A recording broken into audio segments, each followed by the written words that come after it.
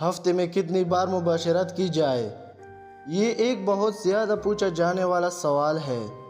شادی کی شروع میں عموماً ہر روز بلکہ ایک رات میں 3-4 بار تک مباشرت کی جاتی ہے، پھر اس کے بعد اس میں کمی آ جاتی ہے۔